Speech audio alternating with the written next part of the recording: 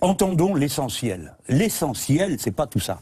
L'essentiel, c'est que même un gars qui est prêt à des compromis, comme Mulot, qui a fait l'expérience de dire « j'essaye malgré tout », ça ne fonctionne pas. Et il arrive à la conclusion qui est exactement la même que la mienne. Le même diagnostic, la même appréciation. Et au fond, l'idée que le libéralisme et l'écologie, ça marche pas ensemble. J'en profite pour dire, l'écologie, il faudrait pas que certains l'accaparent comme un fonds de commerce. Il faut que tout le monde devienne écolo. Peut-être qu'il y a une écologie de droite, j'en sais rien. C'est pas mon rôle d'aller inventer ça. Moi, j'ai essayé de mettre au point une formulation concrète, pratique, transformée en mesures concrètes et en mesures budgétaires. J'ai appelé ça le nouvel humanisme pour ce qui est de la philosophie. Il faut que tout le monde fasse ce travail. On peut pas juste dire, c'est moi l'écolo en chef, c'est moi qui sais mieux que les autres. Non, il faut que tout le monde comprenne. Mais bon sang, il y a urgence, quoi.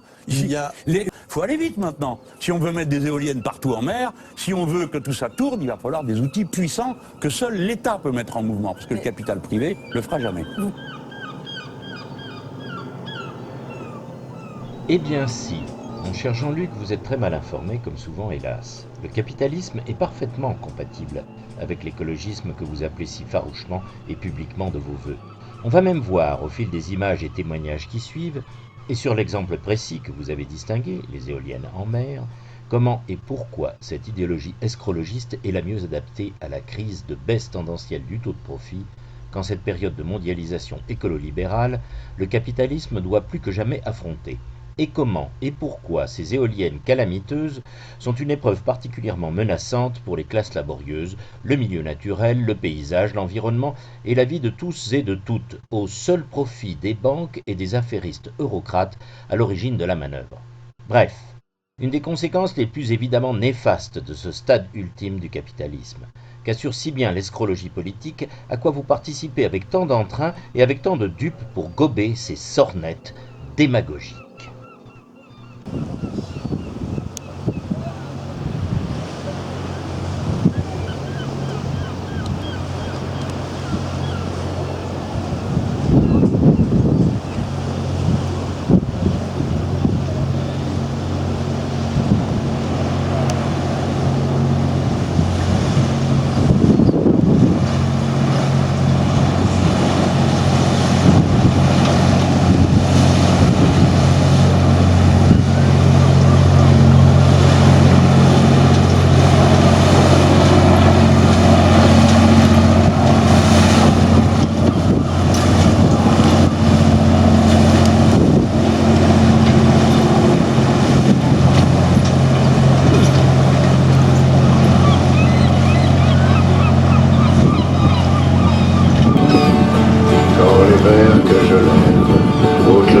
Sur mes lèvres, moi je pense à Marie qui est partie. Quand la mer monte, j'ai honte, j'ai honte. Quand elle descend, je l'attends à marée basse. Elle est partie, hélas, à marée haute avec un autre.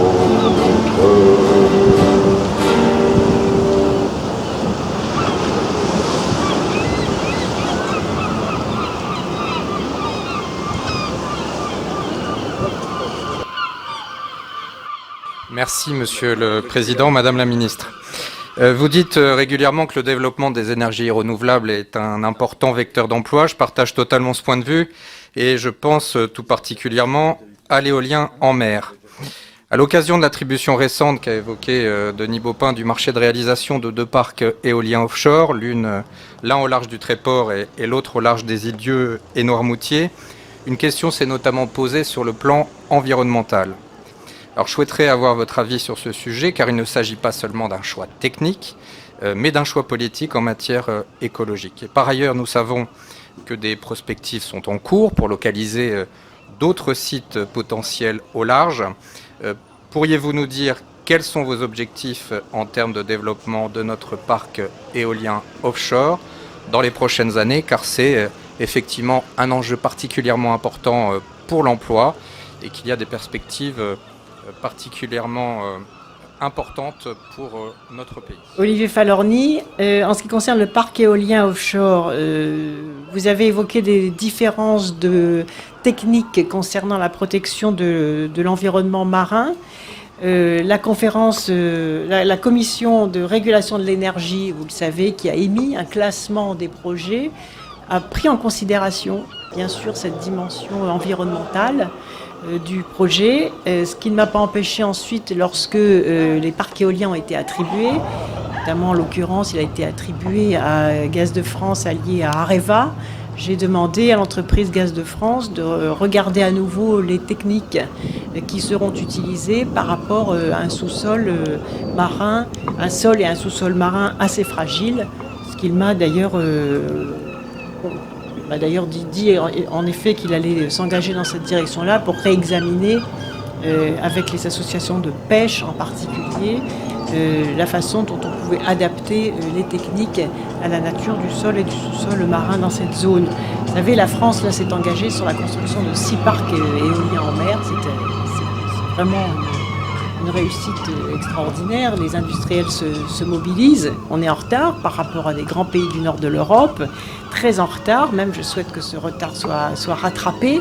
Nous avons déjà 6000 MW en construction. Mon objectif, c'est 3000 MW en construction. Il va y avoir donc de nouveaux appels à projets, notamment avec les nouvelles technologies de l'éolien flottant. L'objectif étant de produire 6000 MW grâce à l'éolien en mer.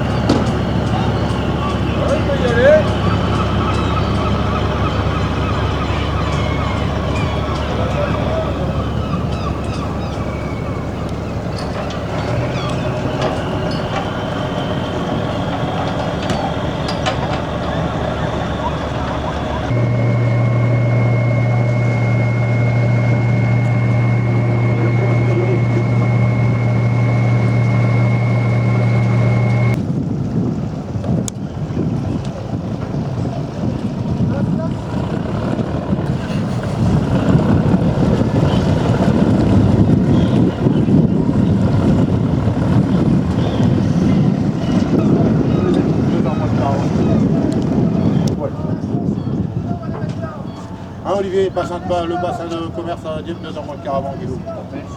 Ouais, non, mais je veux dire, pour les marques de pas ton récit du feu, t'arrives directement, t'es tranquille, je pense. Ah bah oui, parce que 2 heures avant. En quoi le projet de parc éolien en face du tréport de Mercey-les-Bains et de la côte en général risque de ruiner la pêche s'il se réalise? 2. Qu'est-ce que signifie la ruine de la pêche pour la ville du Tréport? La spécificité de la réaction négative par rapport à la volonté du gouvernement de mettre un parc éolien dans cette zone-là, c'est que c'est une zone spécifique par sa richesse, sa diversité d'espèces. Il faut savoir que la Manche, c'est un couloir de migration pour les espèces halieutiques et que c'est pas une mer comme les autres. À la différence de la mer du Nord où il y a moins de variations de fond, il y a d'abord moins d'odeur d'eau, là où les parcs éoliens sont mis en place. Bon, nous, si vous voulez, tout le discours qui dit que les éoliennes ne produisent rien, que ça coûte cher, etc., on le sait. On le sait, c'est une volonté politique, on considère que c'est pour faire plaisir à l'écologie. L'écologie qui pour la plupart sont pour l'éolien parce qu'ils sont anti-nucléaires. Donc ça, si vous voulez, c'est un discours qui existe, mais c'est pas, vu la volonté politique, on ne considère pas comme étant une volonté adéquate par rapport au problème de l'énergie, etc. Mais ça, c'est un autre dossier. C'est que si on va dans le délire, on veut mettre des éoliennes en mer, eh bien qu'on les mette au moins en respectant les zones halieutiques les zones de reproduction, là où il y a toutes les espèces, le hareng, le barbet, la seiche, enfin voilà, on a des gisements exceptionnels d'amandes, de coquilles Saint-Jacques, etc. Et on va aller mettre ça dans cet endroit-là. C'est un non-sens, c'est une hérésie, c'est une incompréhension totale. Ça limite, disons-le, bon, je peux même pas le dire, parce que tellement c'est... Voilà. Mais comment accepter ça? C'est n'importe quoi. Tous les bateaux qui vivent de ce port, de Dieppe, etc., y compris les bateaux qui sont issus de Boulogne, issus de Fécamp ou autres, viennent pêcher jusque chez nous. Même les bateaux de Basse-Normandie viennent à certaines époques pêcher chez nous. Bon, donc il faut pas seulement regarder le port du Tréport, c'est une façade maritime qui s'oppose à cette décision. Voilà, c'est tout. C'est aussi simple que ça. Maintenant, si les politiques veulent faire pour être élus, eh bien en tout cas, ils n'auront pas les voies de la pêche, c'est obligé. Hein, ils sont en train d'énerver tout le monde. Alors, faut croire que ce qu'ils attendent, c'est un conflit avec la pêche. Nous, les conflits, on en a marre. Le métier de pêcheur, c'est pas de monter des barricades, c'est d'aller pêcher en mer pour nourrir la population. C'est une activité qui recherche de l'emploi, parce qu'on cherche des marins, on crée de la richesse. Donc il faut arrêter de dire que la pêche s'affaiblit. La pêche s'affaiblit, de toute manière, toutes les professions s'affaiblissent aujourd'hui en France. Alors c'est pas un problème de la pêche, c'est un problème politique, c'est un problème de compréhension et de réaction vis-à-vis du monde du travail. Voilà, c'est un non-sens. Enfin voilà, comment le dire? Est-ce qu'ils entendent de ce qu'on dit? Vous l'avez bien dit, je crois. Alors, la question, combien y a-t-il de bateaux ancrés ici, au Tréport? Au Tréport, aujourd'hui, on a 45 bateaux à l'année et ça peut monter jusqu'à 60, 70 bateaux selon les saisons. Les bateaux rentrent là pour la sèche notamment, enfin les périodes où justement il y a de l'activité selon les espèces, les migrations, les saisons, etc. Voilà, on a des bateaux. Chaque fois qu'il y a un bateau qui a besoin d'avitaillement ou quoi que ce soit, ça fait marcher des outils comme la coopérative. La coopérative des pêcheurs, c'est un outil où on avitaille les navires en carburant, on fabrique la glace, on les avitaille en glace, on loue des box réfrigérées, enfin voilà. C'est un outil qui fonctionne, et qui fonctionne parce qu'il y a un équilibre. Si vous retirez 20% des bateaux, l'outil n'est plus rentable et il n'a plus qu'à fermer. Il n'a plus qu'à fermer. Alors que font les autres? Surtout que la glace, c'est pas seulement les bateaux, c'est aussi les marieurs, les poissonniers, les restaurateurs, hein, et parfois même les particuliers. Hein, d'accord? Donc, il faut qu'un port, le port, c'est un outil qui doit fonctionner avec une rentabilité, voilà. Comme dans tous les ports de toute manière, à partir du moment où on prend des décisions qui mettent à genoux le port, eh ben c'est un non-sens. Une question, non pas annexe, mais ça représente en emploi direct, c'est-à-dire en termes d'équipage, c'est combien de personnes à peu près? On a 45 navires, c'est 45 entreprises de pêche. Oui. C'est 45 entreprises qui paient des charges, qui paient des taxes, qui font face. Le métier de marin, c'est pas un métier de menteur. C'est-à-dire que quand vous êtes en mer, vous êtes face aux éléments. Et c'est pas du discours. Quand vous êtes face aux éléments, vous êtes obligé de réagir par rapport aux conditions de mer, par rapport à la pêche qu'il y a. Hein, on choisit son secteur, etc. Et on va faire tourner son entreprise. Et ça génère des emplois. On a 200 à 250 marins et c'est 2000 emplois derrière. Bon, alors il faut aussi considérer, parce qu'il y a les emplois directs et indirects, bien sûr. Donc ça monte jusqu'à 2000 parce qu'en fonction des saisons, eh bien, c'est plus ou moins bien entendu. Voilà. Je suis parti de l'Oise. J'ai tout quitté là-bas. Du jour au lendemain. J'ai tout quitté, je suis venu ici. J'ai tenu un camping pendant une année, à Criel. À Criel, j'ai quitté parce que ça a été repris par la commune. Je vous explique. Ça arrive, hein, j'y arrive. Après, j'ai eu un ami qui est parti d'ici, donc j'ai pu avoir l'appartement dans cette rue-là, rue Saint-Michel. Au Tréport. Voilà, au Tréport. Et franchement, ici, je suis tombé amoureux ici. On est bien ici. Oui. Ah, mais c'est formidable. Même quand il pleut, même quand il neige, même l'hiver. L'hiver ici, c'est... Fou. Et pourquoi? Parce que c'est magnifique. Vous allez bord de mer, on en revient à l'esplanade, on en revient en bord de mer. Vous allez vous balader, il pleut, il neige, il y a du vent, mais c'est magnifique, c'est beau. La mer elle se déchaîne, vous avez une superbe vue en mer, c'est magnifique. Ah, moi j'adore ici. Métier semeur, tu nous parlais du Tréport avant et le Tréport aujourd'hui. Le Tréport avant, c'était je sais pas combien de bateaux, je sais pas, moi je suis venu ici, au début, la première fois que je suis venu ici, j'étais petit, j'étais un gamin. Quelle année à peu près? J'ai 45 ans. Ouais. Je suis venu ici, j'étais gamin, j'étais tout petit. Je venais ici déjà avec mes parents. Mais après, je suis venu ici parce que ça m'a plu, c'était beau, j'ai vu tous les bateaux, j'ai vu tous les Il y en avait combien des bateaux? Le chiffre, je peux pas vous 70 dire. à peu près. Oh, moi, dans ma petite tête, je voyais même plus que ça. Ah oui, mais t'étais petit alors. Voilà. Il y en avait beaucoup, quoi. Il n'y en a plus que 40 à 50 maintenant. Il y en avait plein, j'ai même des...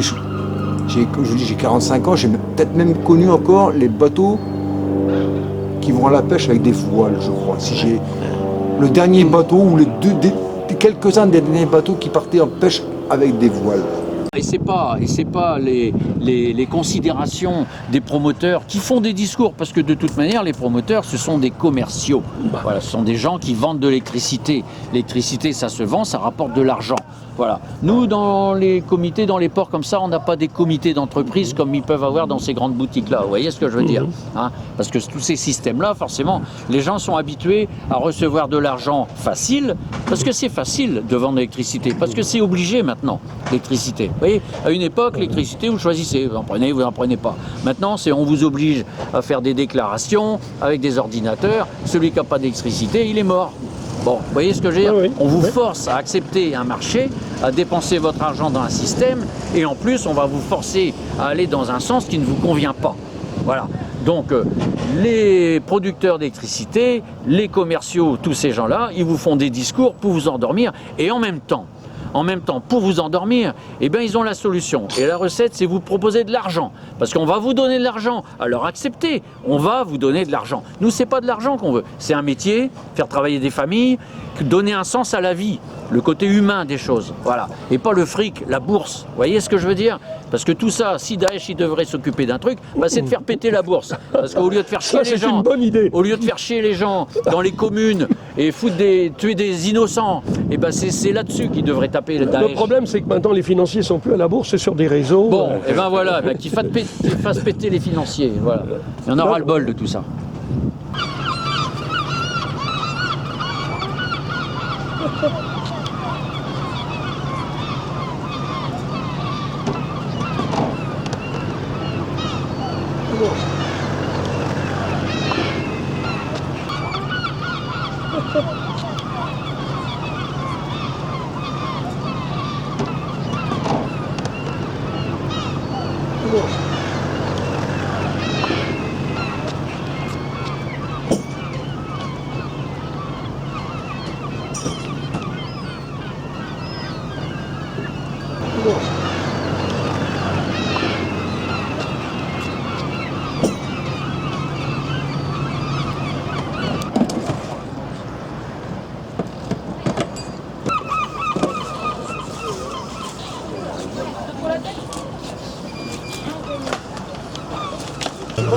Il y a du Saint-Pierre, avec la grosse tache noire. Sol. Normalement. Non, le chef.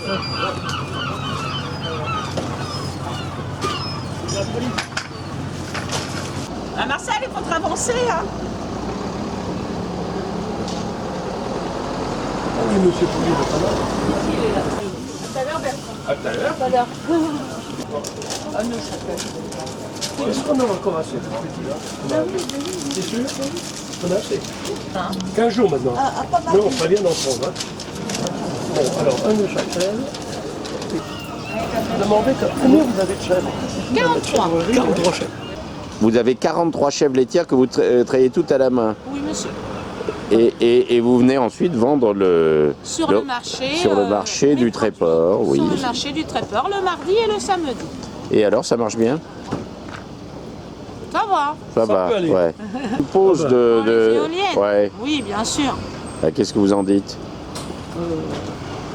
Je suis pas pour. Ouais. Non, parce que les pêcheurs, après... Non, je suis pas Et pour qui les dit éoliennes. pêcheur, et dit aussi tous les commerces du coin. Et voilà, tout à fait. Mais qui est pour? C'est la question qu'on finit par se poser quand on se balade Pour ici. ceux de l'intérieur, les gens liés au PS, les escrologistes, comme ils les appellent ici. Oui. Les salopards.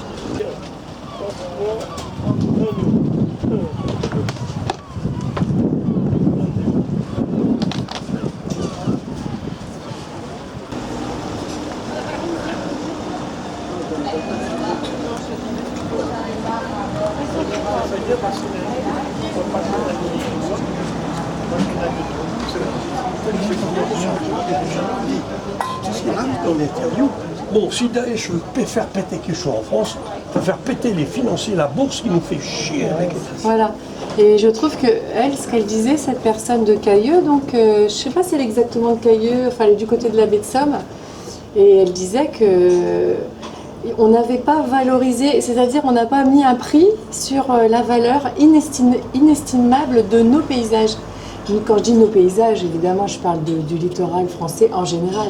Nous, ici, ce qu'on a, ce sont ces falaises majestueuses. Les plus hautes de France, il ne faut pas l'oublier. Les plus hautes d'Europe. D'Europe, j'en sais rien. Oui, mais moi je sais, les falaises de près les plus hautes d'Europe. Donc le Tréport, c'est vraiment ça. Alors le caractère emblématique, c'est ça. Évidemment, le port de pêche, parce que un port sans pêche, ce n'est plus un port. Nous, on est en partenariat total, tous les commerçants qui vivent du tourisme. Il ne faut pas oublier que sur la frange de la côte, il y a une personne sur 6 qui vit directement du tourisme. C'est pas indirectement, c'est directement. On sait qu'un emploi qui meurt en mer, ça fait perdre 2 emplois et demi à 3 emplois à terre. Donc quand on supprime un équipage de 5 personnes, en réalité, on supprime au minimum 15 personnes. Et ça, voilà, c'est une réalité qui, c'est pas moi qui le dis, hein, c'est établi économiquement et voilà.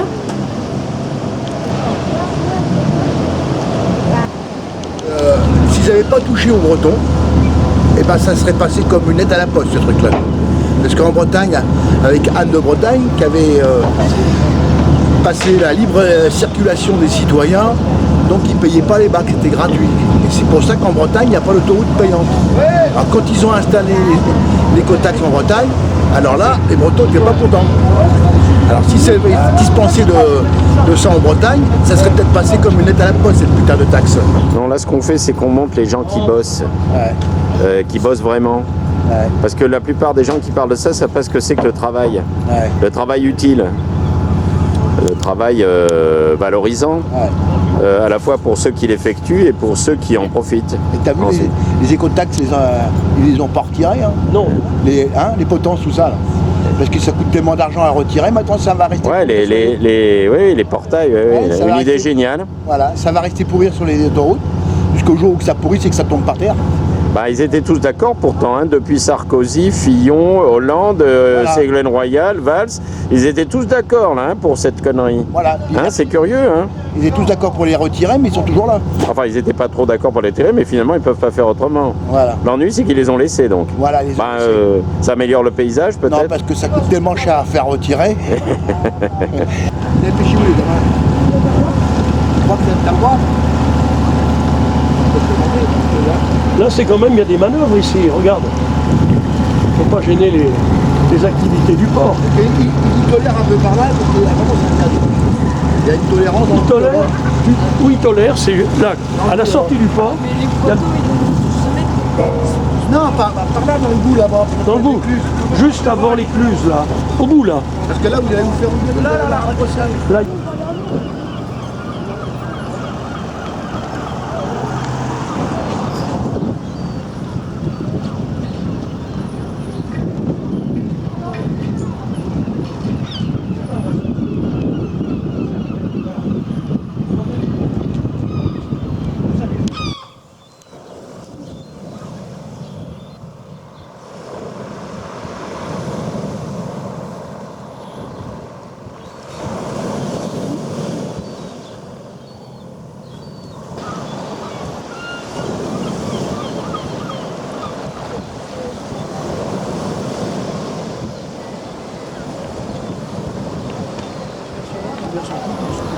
Ils sont contre les éoliennes qui veulent mettre en... Imaginez les éoliennes.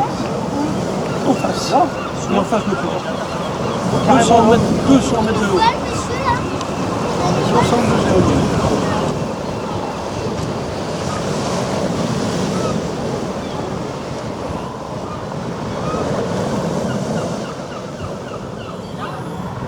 arrive à une nouvelle étape, puisque après cette compétition qui a permis au fond une répartition équitable entre l'ensemble des opérateurs présents autour de cette table, nous passons à une nouvelle étape qui est la convergence et la création d'une véritable force de frappe française, européenne et internationale, car je souhaite que non seulement nous puissions rapidement construire ces parcs éoliens en France, mais surtout être à l'offensive sur la conquête des marchés étrangers, puisque comme vous le savez, nous devons construire l'Europe de l'énergie, je m'y suis attelée, et donc les projecteurs sont braqués sur l'industrie française, sur les savoir-faire français, alliés bien évidemment aux autres opérateurs. On n'est pas enfermé dans nos frontières, bien évidemment, puisqu'on demande aussi une offensive à l'international. Donc il y a aussi une compétition saine qui se passe à l'international. Mais je crois que la force de frappe que vous avez ici montre bien que la France est parfaitement positionnée et participe de ce que j'appelle l'ambition de faire de la France la première puissance écologique d'Europe.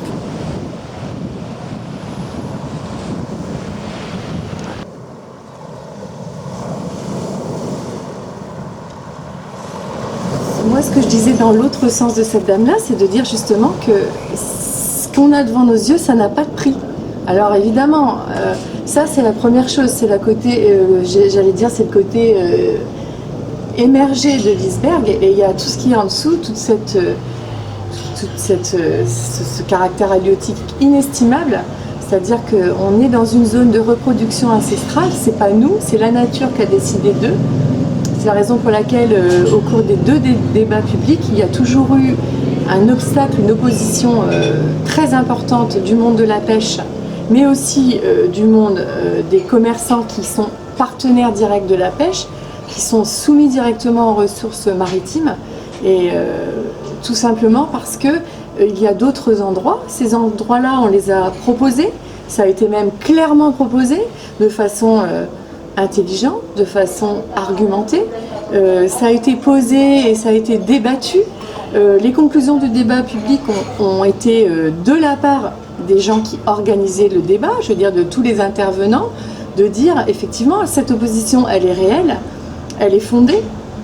Non seulement elle est fondée par des hommes, mais elle est aussi fondée par des faits scientifiques. Moi j'ai été complètement ahurie d'entendre la réponse à la question qui a été posée, et donc a été donnée cette réponse le dernier jour du débat public, à savoir que le caractère de battage, donc puisqu'on n'est plus dans le tourbillonnage, dans cette meule, mais qu'on va maintenant battre les fonds marins pour déposer ces immenses monstres d'acier, parce que moi je ne les vois pas autrement, à 220 mètres de hauteur, on va ridiculiser, j'allais dire, la nature, puisque ici on est à 110 mètres de haut sur les falaises du Tréport, donc on a beau nous dire qu'on est aveugle, enfin bon bref. C'est quasiment 2 fois la hauteur des falaises. Absolument, absolument. Et il y a aussi, il ne faut pas l'oublier, au-delà de notre paysage, il y a, nous sommes dans l'habitat des migrateurs, c'est-à-dire qu'on va aller dans des endroits de vie, de passage obligé des migrations. Ça veut dire que d'un côté, on a fait une politique de préservation, que ce soit la maison de l'oiseau, que ce soit la baie de Somme, que ce soit les obligations qui existent par rapport au monde de la pêche, de quotas, d'interdiction d'eux, etc. Et de l'autre côté, on ouvre une porte en disant voici les clés, faites ce que vous voulez, faites ce battage qui va entraîner, c'est-à-dire que l'onde du battage, ça a été clairement répondu, l'onde de choc par le bruit tue aux alentours et sur 10 jours, sur l'onde, ça tue 100% de la vie animale, que ce soit de la vie des phoques, des dauphins, parce qu'on a beaucoup de dauphins par ici depuis déjà quelques années, les bébés phoques qui se reproduisent, enfin les phoques qui se reproduisent en baie de Somme qui sont préservés, et aussi tue par implosion des viscères les poissons qui vont mourir d'hémorragie interne. Et tout ça, c'est prouvé, c'est dit, c'est affirmé, et on va dans cette zone-là parce que, pour une raison d'argent. C'est-à-dire que, pourquoi là? Parce que c'est beaucoup moins cher. Et oui, croyez-le ou pas, c'est juste pour ça. C'est parce que, du coup, ce sont des hauts fonds, donc des endroits où il y a des couches sédimentaires importantes, où effectivement il y a la nourriture des petits poissons, il y a les nourricières de poissons qui sont là, parce que c'est un ancien fleuve côtier. Et cette réalité scientifique, tout le monde la connaît, on ne peut pas l'ignorer. On s'assoit sur tout ça et on fait croire aux gens que c'est de l'écologie. Et dès qu'on aborde le sujet avec les gens en général et qu'on leur explique, parce qu'on ne leur dit jamais tout ça, on leur dit pas que ça fait une augmentation épouvantable sur leur facture d'électricité et que c'est tout ça pour ça. En plus, c'est un marché de dupes parce qu'on nous a fait miroiter des emplois en termes d'emplois français avec des créations d'usines pour faire une filière éolienne qui n'existera jamais. Bah oui, elles sont importées d'Allemagne en plus. Voilà, parce qu'Areva c'est fini et aujourd'hui ils se battent tous pour reprendre le projet. Ceux qui se battent, ce ne sont pas des Français. Ça veut dire qu'on va sacrifier la beauté, les oiseaux, les marins pêcheurs, nos ressources de nourriture pour nos enfants, mais bon sang, ça fait frémir personne.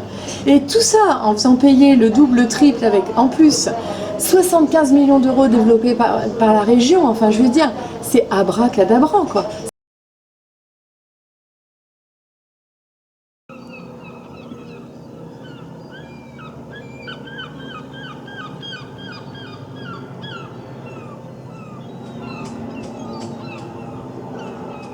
Ici au Tréport, il y a eu un premier projet qui n'a pas abouti il y a 10 ans à peu près, qui a été monté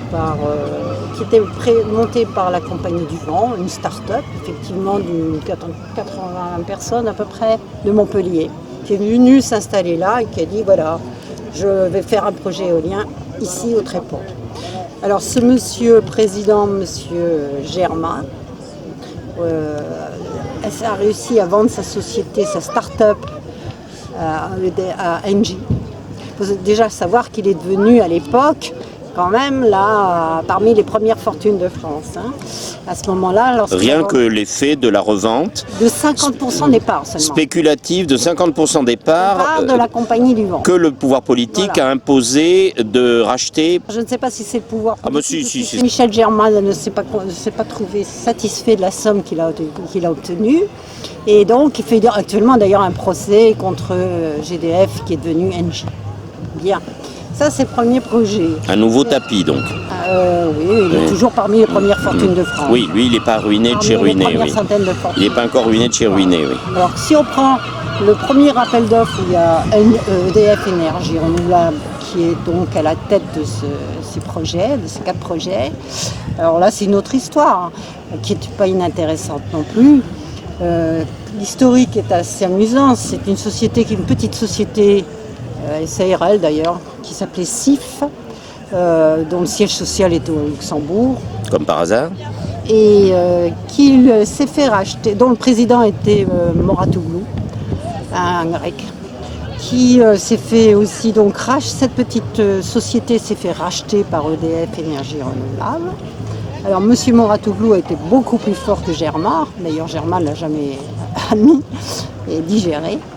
Et parce qu'il s'est fait devancer, il est devenu PDG de la société EDF Énergie. Moratoglou. Moratoglou est devenu PDG de la société EDF Énergie Renouvelable, avec sa femme, etc., à l'intérieur, au conseil d'administration.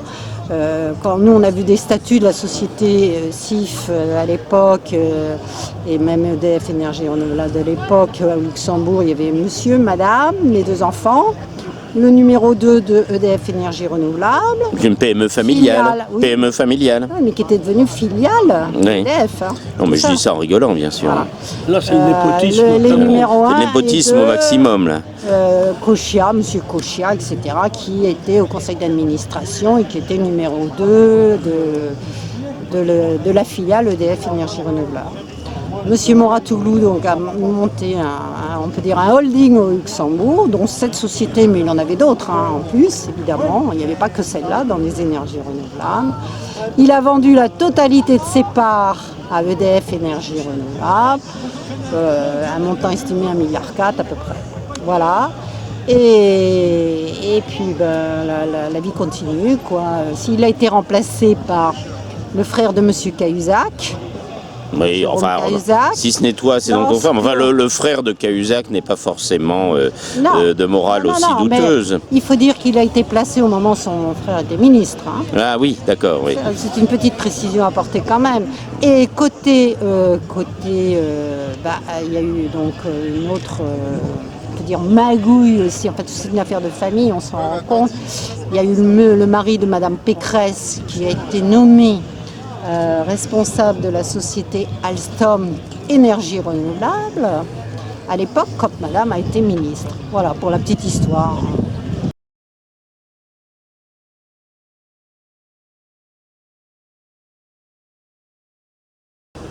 Donc on sait de manière, enfin c'est clairement établi que les habitants n'en veulent pas, les travailleurs n'en veulent pas, les travailleurs de la mer, les pêcheurs, les gens du tourisme, les élus n'en veulent pas.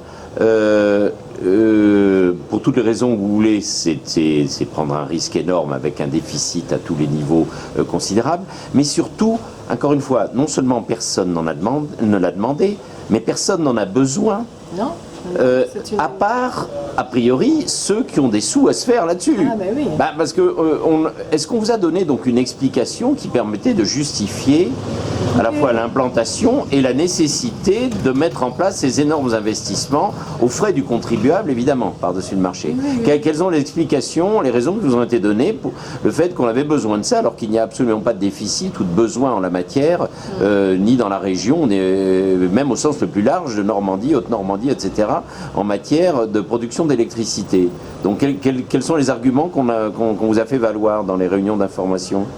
Bien, on nous a parlé de Grenelle, on nous a parlé de mix énergétique, on nous a parlé, de toute façon le mix il est pas seulement énergétique, il est politique, puisque maintenant on se rend compte qu'on ne sait plus les couleurs des gens, on les connaît pas, on les connaît juste quand il y a les alliances de dernière minute. Voilà, moi moi j'ai pas de parti pris pour personne.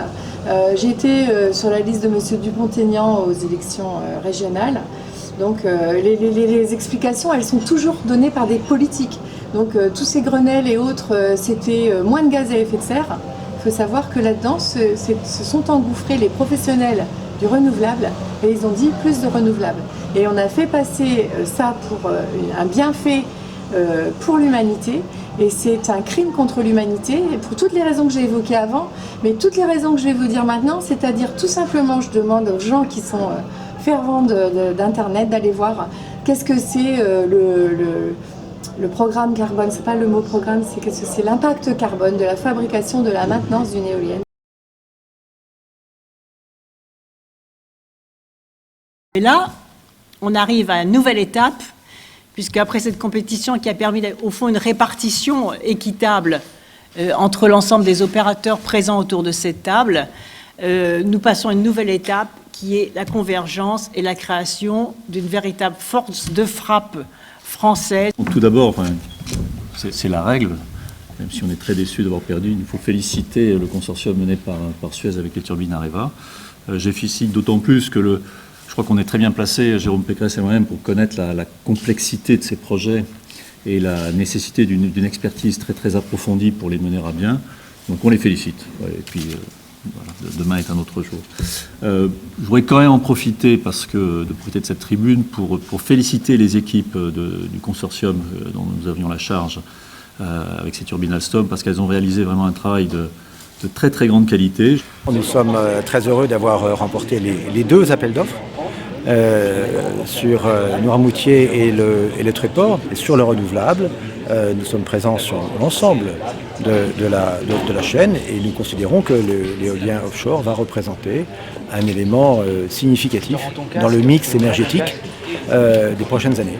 C'est un enjeu qui est absolument majeur pour la Haute-Normandie, puisque avec ce deuxième appel d'offres, et j'en remercie vraiment Madame la Ministre et le gouvernement, la Haute-Normandie devient l'une des premières, si ce n'est la première région pour l'éolien en mer. Ça veut dire quoi derrière? C'est des milliers d'emplois directs et indirects, c'est-à-dire pour les grands groupes, les grands industriels qui étaient présents, mais également pour les PME, les sous-traitants, les fournisseurs, et puis aussi pour les centres de formation, et dans les lycées, et dans tout le réseau, les laboratoires de recherche, les établissements d'enseignement supérieur. Bref, c'est une nouvelle qui est positive pour toute la Haute-Normandie. C'est la croissance verte par la preuve. La croissance verte par la preuve, c'est quoi? C'est bon pour l'écologie, bon pour la planète, énergie renouvelable, bon pour le pouvoir d'achat, et puis bon pour l'emploi non délocalisable, l'emploi qualifié.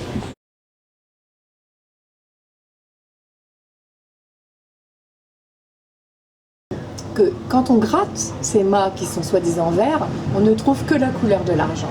Soyons-en certains, la couleur de l'argent, c'est notre argent, c'est votre argent, et spolier les gens de leur pouvoir d'achat, en détruisant des ressources, en détruisant des emplois avérés, en détruisant les oiseaux, en détruisant les dauphins, les poissons, que sais-je encore, en détruisant tout ce qu'on va détruire pour faire profiter à quelqu'un, à quelques-uns. À quelques-uns, oui. À qui profite le crime? C'est la question qu'il faut poser, parce que c'est un crime.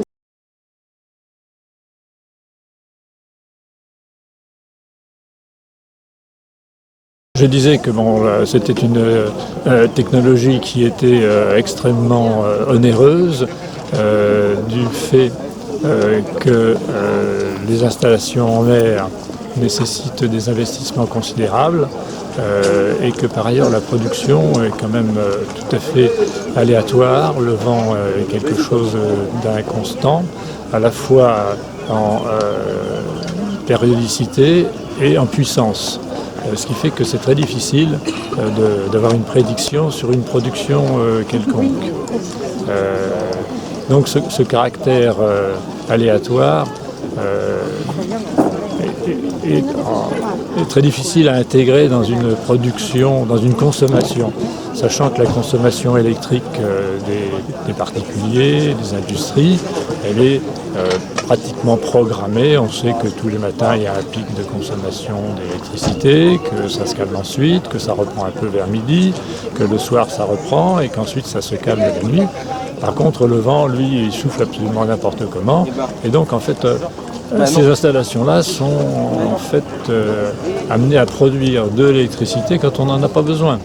Et donc, comme à travers les contrats de reprise qui sont conclus entre ces fournisseurs et l'EDF, qui sont des contrats, je dirais, qui privilégient la production éolienne et qui sont conclus à des tarifs très élevés, puisqu'en fait, il faut amortir ces installations très coûteuses et évidemment laisser une marge substantielle aux promoteurs. Toute l'électricité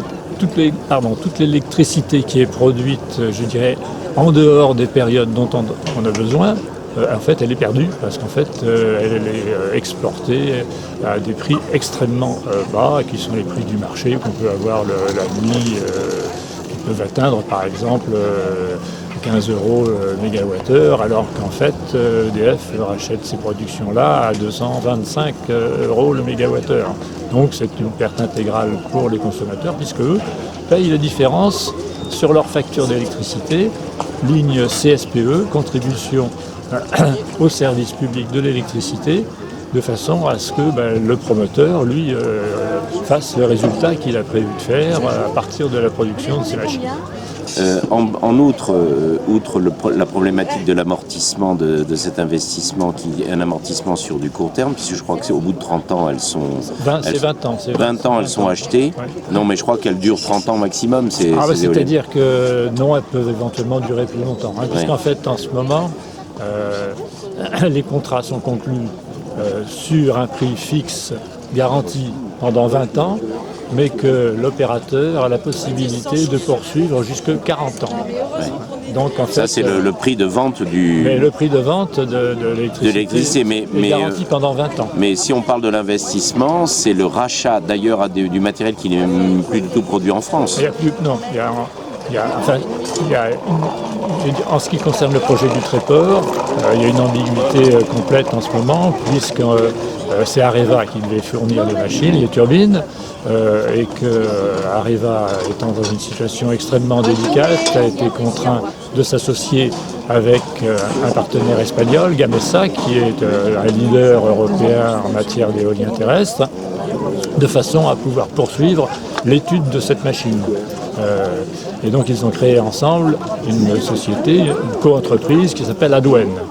Mais entre-temps, la société mère espagnole, Gamesa, se fait racheter par Siemens, l'entreprise allemande, leader, je dirais, européen de l'éolien en mer. Et donc, en fait, maintenant, il y a une ambiguïté totale sur la situation qu'on peut avoir, je dirais, d'ici quelques mois, parce que Siemens a indiqué qu'ayant des usines en Allemagne, au Maroc, ils n'avaient absolument aucune intention de faire des usines en France et d'avoir Pour de la fabriquer des main-d'œuvre éoliennes en qui France. seront donc importées. Et qui seront donc importées, voilà. Par-dessus le marché. Voilà. Alors que, si vous voulez, un des objectifs du gouvernement, c'était de créer une filière française de l'éolien en mer. Donc là également, c'est une absurdité. C'est une absurdité, sachant que l'autre acteur, qui était Alstom, a été lui racheté. A été bazardé, comme on sait, dans les circonstances qu'on sait. Par General Electric. Oui, par le même gouvernement d'ailleurs. Voilà. Donc on arrive, si vous voulez, à une situation qui est complètement à l'inverse de ce qui avait été envisagé initialement, c'est-à-dire une électricité extrêmement chère, des machines construites à l'étranger et aucune main-d'œuvre en France. Oui. Donc, superbe bilan. Un bilan extrêmement négatif et complètement opposé aux objectifs initiaux.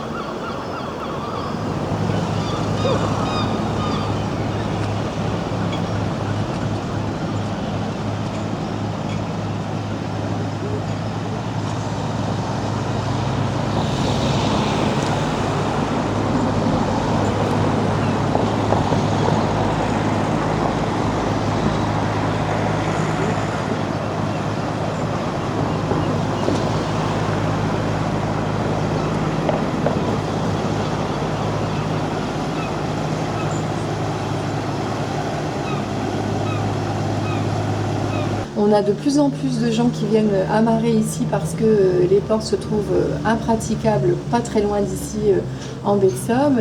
Les comités de pêche régionaux, puisque maintenant on a la Grande Normandie, la Grande Région Normandie, plus le comité de pêche Hauts-de-France, ces gens-là sont tous d'accord pour contrer ce projet. C'est une hérésie, c'est tout sauf de l'écologie, c'est de l'escrologie en bande organisée, et derrière eux, il y a l'Europe, il y a Bruxelles, il y a tous ces gens qui disent blanc d'un côté et noir de l'autre, qui signent les chèques avec votre argent, avec notre sueur et notre travail. Et voilà, je veux dire, c'est tellement évident.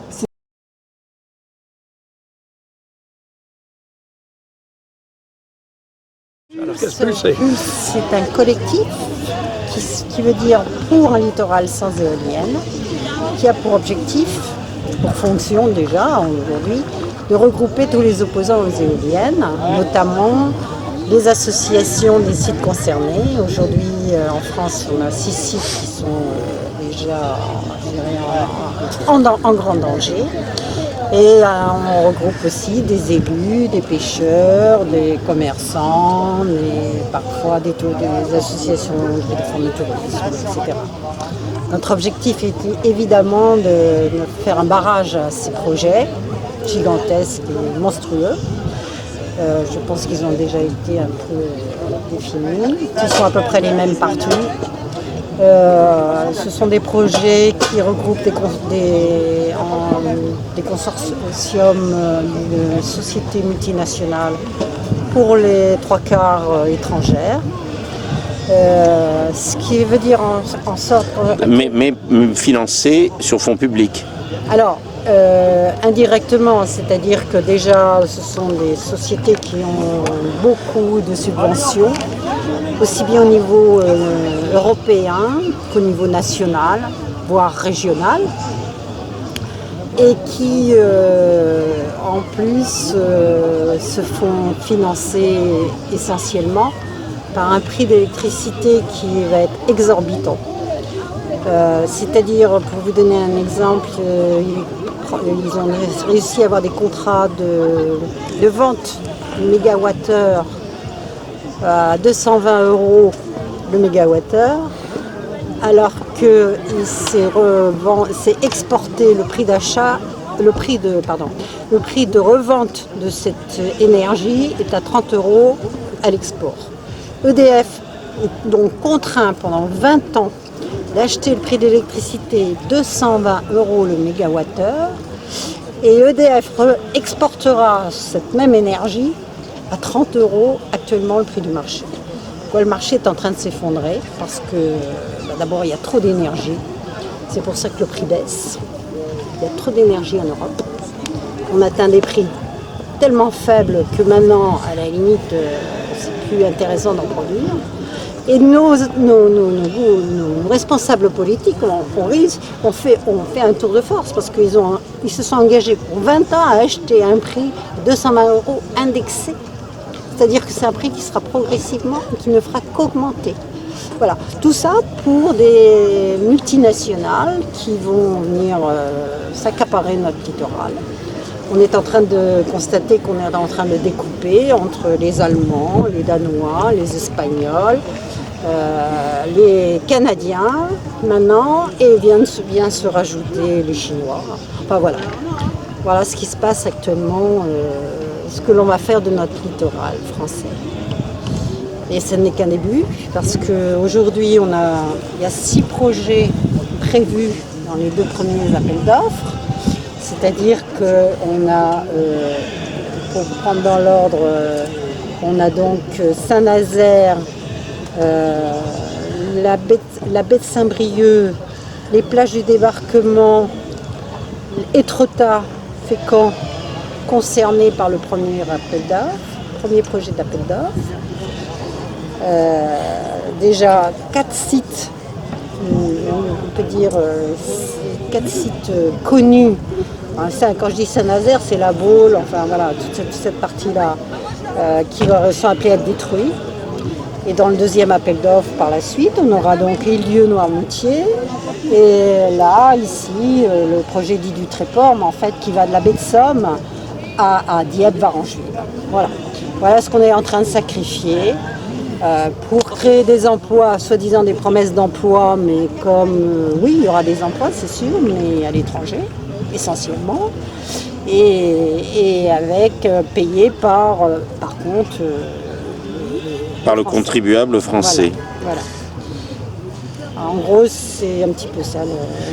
La mise en place de ces machines nécessite évidemment des travaux extrêmement importants sur les fonds marins, puisque les jaquettes qui vont être utilisées pour supporter ces machines nécessitent le battage de pieux, donc c'est extrêmement sonore pour le milieu marin, qui transmet très très bien le bruit. Et pas n'importe quel pieu, je crois que les dimensions sont colossales à l'échelle de ces énormes superstructures qui font plus de 200 mètres de haut. Ah ouais, les machines elles-mêmes font plus de 200 mètres de haut, mais les structures qui vont servir à les supporter, évidemment, vont jusqu'au fond marin, c'est-à-dire qu'elles font de l'ordre de 35 à 40 mètres de haut.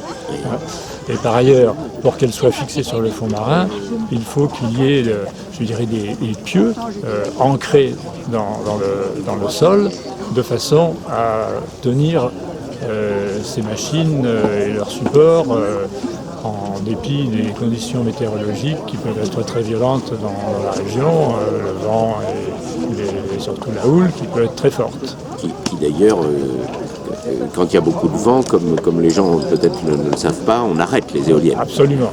Au-delà de 90 km/h, le vent nécessite l'arrêt des machines. En gros, elle démarre à 15 km/h et elle s'arrête à 90 km/h. Il y a par ailleurs, après la pause des machines, il y a la mise en place de tous les câbles électriques destinés à exporter la production vers le rivage. Et donc il y a des câbles qui vont à partir de chaque éolienne jusqu'au poste de transformation qui est au milieu du parc. sont des câbles haute tension qui vont être enfouis dans le sol.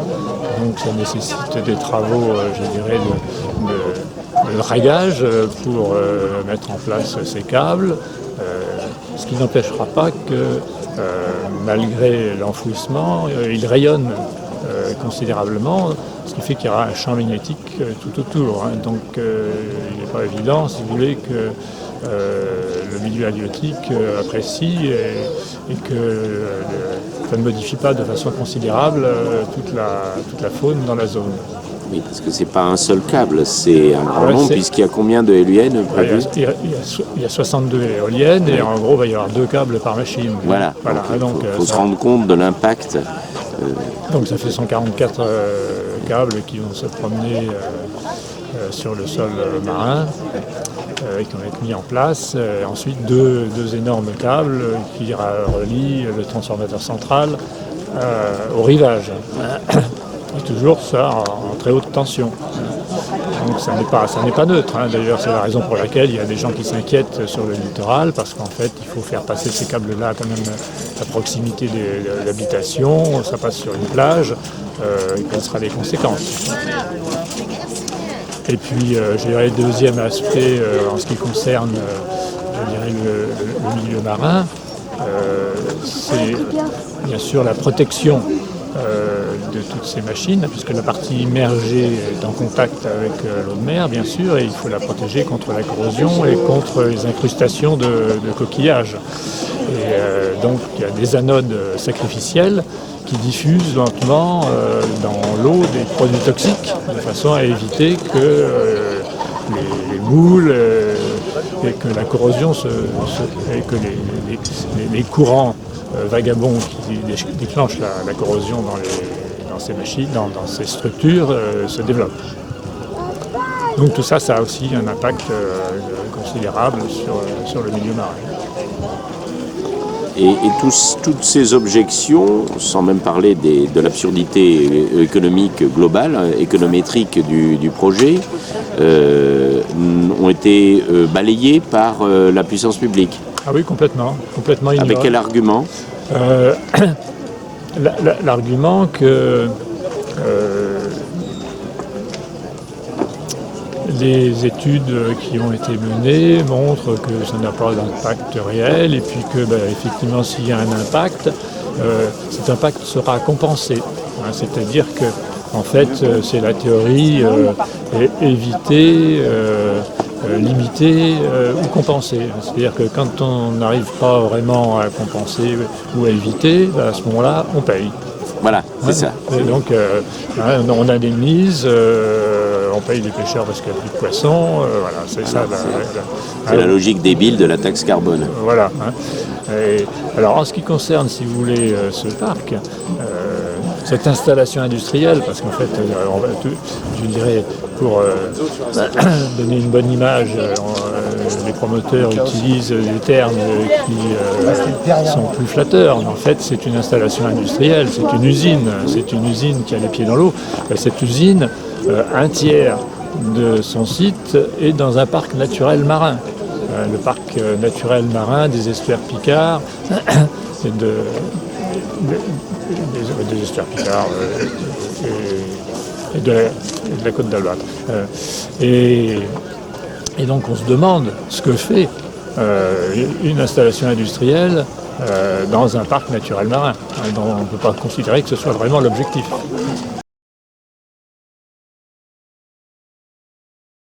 Il y a un autre aspect qu'on peut évoquer. Bon, ça ne concerne pas directement les installations du Tréport, mais pour toutes les installations dont le promoteur est EDF, EDF s'est associé avec une société canadienne à 50%, et en fait cette société canadienne recevra évidemment 50% des revenus de ces programmes. Donc il y a là quand même quelque chose d'absolument extraordinaire, c'est que en fait on a une entreprise quasiment ex-nationale qui concède 50% de son activité à une entreprise étrangère et qui va reverser 50% des dividendes à cette entreprise sur les montants collectés. Qui sont entièrement des fonds publics. Entièrement des fonds publics. Et des contributions des clients, de la population, des usagers, des services publics français. Ouais. Donc là, il y a, indépendamment du fait que déjà, toutes ces machines, il n'y en a pas une seule qui est française. La maintenance, comme on l'a vu, ce sera vraiment le minimum qui sera fait en France, puisque les équipes de vraie maintenance sont allemandes. Et que par ailleurs, il n'y a pas d'usine en France, il n'y a pas de... Oui, on voit bien la logique à la fois libérale décomplexée, qui approfondit celle du gouvernement précédent, et en plus le côté supranational européen qui consiste en réalité à priver à la fois les forces productives, les travailleurs et les usagers français qui sont les payeurs au fond de toute la rationalité économique d'un projet comme celui-là, de l'hypothétique rationalité économique qui consiste simplement pour quelques-uns, tous à l'étranger et à caractère privé, au fond, de se faire des thunes sur le dos du contribuable. Absolument. Ouais. Après, quelles sont les armes pour pouvoir... les armes, si vous voulez... Est-ce que l'État intervient comment, lui ? C'est l'État qui prend la décision. Il est responsable et coupable. Au niveau de nos élus locaux, quel est leur moyen d'action ? Les élus locaux, ils ont déjà largement exprimé leur opposition. Ils sont tous contre. Donc, en fait, ils sont tous D'accord. contre. Bonjour à tous. Mesdames, Messieurs, je vous souhaite la bienvenue en cette salle Serge Reggiani. À vous toutes et à vous tous, à la commission du débat public. Sur le projet de parc éolien des deux côtes, au large de la Somme et de la Seine-Maritime, face à notre ville, face à notre cité portuaire et balnéaire. C'est dire que nous sommes attachés à ce que ce débat se fasse dans la sincérité et la transparence. Publics et populations socio-professionnelles ont donc toutes les raisons de s'inscrire dans ce débat qui, soyons-en certains, concernera notre devenir et impactera la vie de notre cité. La Compagnie du Vent et le groupe Suez, porteurs de ce projet d'implantation de 141 machines de plus de 150 mètres de haut au large de nos côtes, a sollicité, comme lui impose la loi, la mise en place de la commission qui organise ce débat. Elle va défendre son projet. Pour ce qui nous concerne, ainsi que le conseil municipal du Tréport, c'est une opposition farouche que nous allons y opposer pour des raisons que je développerai plus tard.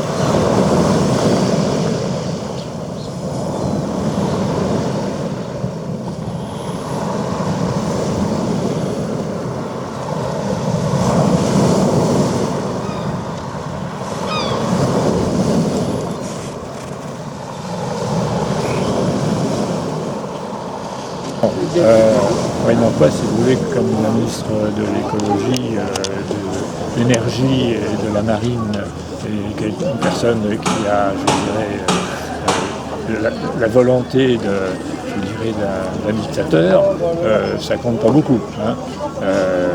Mais je dirais ce qui est important, c'est qu'effectivement la population s'exprime largement, et sachant qu'on va prochainement arriver dans une période électorale, c'est à ce moment-là qu'il faudra... Nous allons faire pression. Voilà. Et ce film est un moyen de pression. Et voilà, si vous mettez votre nom là... on est en train de réaliser... Nous avons un débat public qui, normalement, est de la démocratie. Et en réalité, nous nous apercevons, au vu de la continuité, puisqu'il est hors de question d'écouter ce qui a été proposé et non pas imposé à l'inverse de ce qui nous est imposé, mais ce qui a été proposé, c'est-à-dire la nouvelle zone près de Dieppe, parce que la Chambre de commerce de Dieppe en veut à corps et à cri. Sauf que d'un seul coup, ces gens-là habitent justement dans les zones où ils vont avoir les éoliennes à leurs pieds avec la zone proposée par les marins. Et là, du coup, c'est tout autrement. On n'a plus le même discours. Ah bon, mais non, c'est pas possible. Ces gens-là ont investi sur ce projet-là, ils vont pas aller sous nos fenêtres. Voilà. Vous savez, c'est... Alors, ce qu'il y a de fou, c'est que Emmanuel Macquet mettait l'accent là-dessus. C'est une mascarade de démocratie. C'est-à-dire qu'on ne tient absolument pas compte de ce qui a été dit. Et aujourd'hui, comme on fait 5550 signatures contre ce projet sur une ville qui compte 5300 habitants, on se dit qu'il y a effectivement des causes réelles et sérieuses d'eux. Nous avons des élus qui sont porteurs de nos voix, que ce soit à Mers-les-Bains, au Tréport, que ce soit pour une grande partie à Dieppe, que ce soit à Criel-sur-Mer, qui comprend également Ménilval. Donc tous ces gens-là sont une frange... Et des gens qui dépassent les clivages politiques, puisqu'ils sont a priori de clans opposés. Absolument. Mais ils sont tous d'accord pour dire merde aux éoliennes. Mais M. Pesquel, qui est député maire du Touquet, l'a dit en 2005 en adhérant à Pulse pour un littoral sans éolienne, qui a été, je dirais, le premier collectif qui s'est formé à juste titre contre ce projet. Nous faisons fi de nos différences politiques. Aujourd'hui, nous avons des paysages, nous avons des touristes, nous avons des habitants, bien sûr, puisque c'est quand même nous d'abord, entre guillemets, parce que moi, c'est pas d'abord à moi que je pense, c'est à ceux qui viennent après, et puis c'est à ceux qui viennent ici. Et battons-nous avec ces armes-là, et on se demande aujourd'hui, elle est où la démocratie ?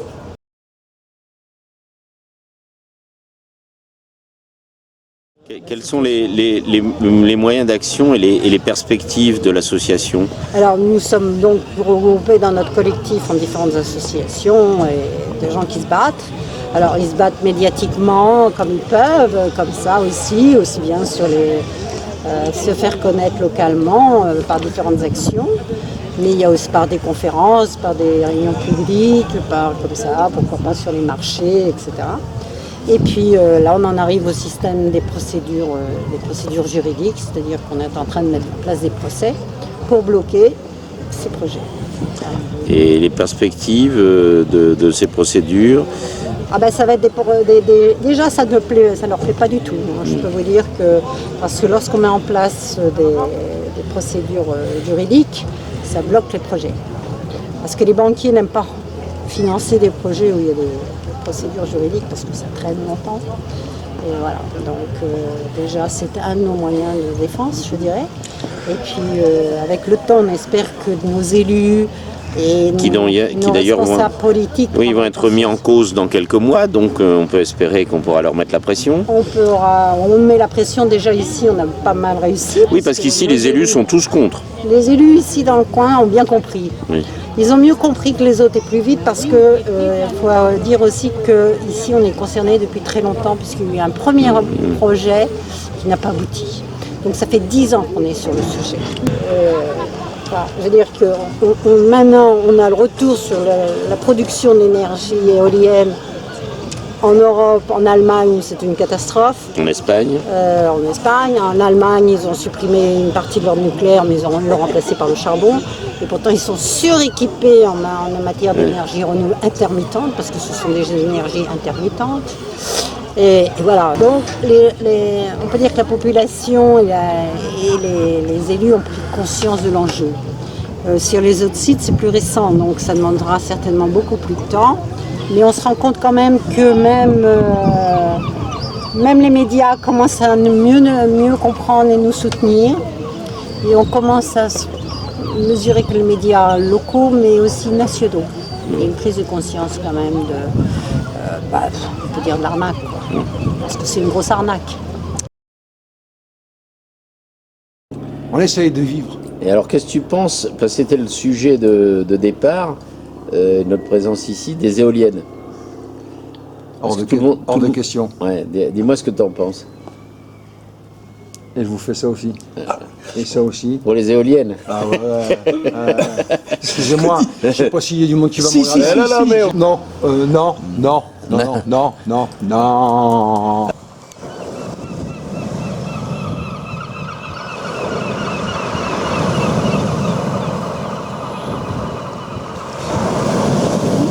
non, non, non, non, non, non.